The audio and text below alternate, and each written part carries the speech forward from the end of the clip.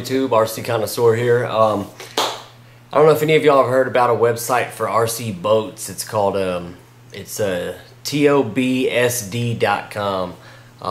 They have some interesting stuff, but it's a Chinese site, and one of the boats I got from there you can actually get at Hobby King. I purchased 2 boats from them.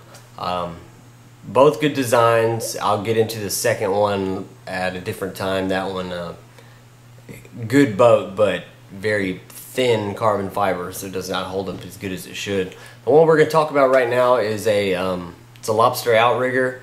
You can find it at Hobby King, except for Hobby King's setup is a little different. I'll explain to you when I get into the boat. I've had both versions. I actually got rid of Hobby Kings and kept TOBSDs just because I like the motor and setup a lot better.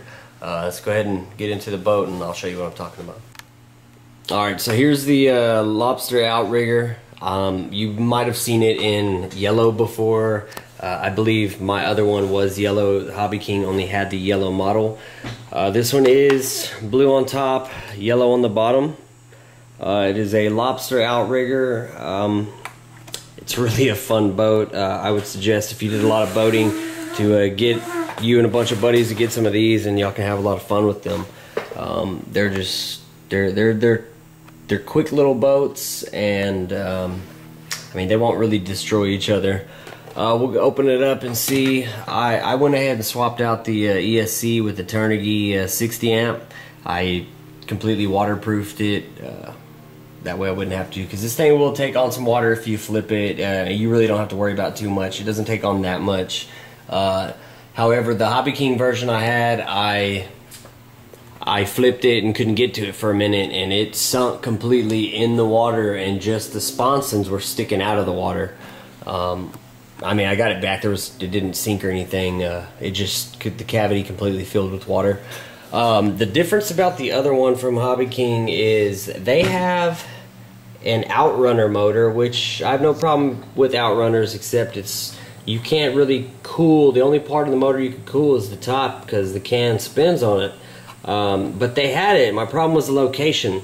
They had the outrunner way up here with a long flex shaft running all the way back, and it made it difficult to fit things inside the hole where you needed to. Batteries, your transmitter, servo, everything.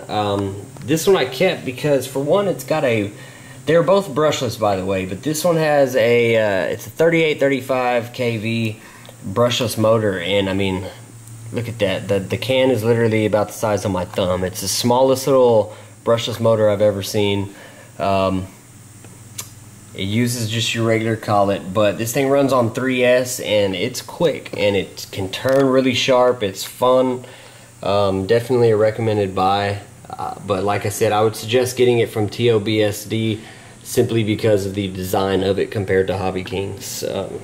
But yeah, it's a good boat. You can check out my video of it running. I think I did that a few weeks ago, and yeah, go see how it is, and go out and get you one. Y'all go ahead and subscribe, comment, share if you like this video, and I'll see y'all next time.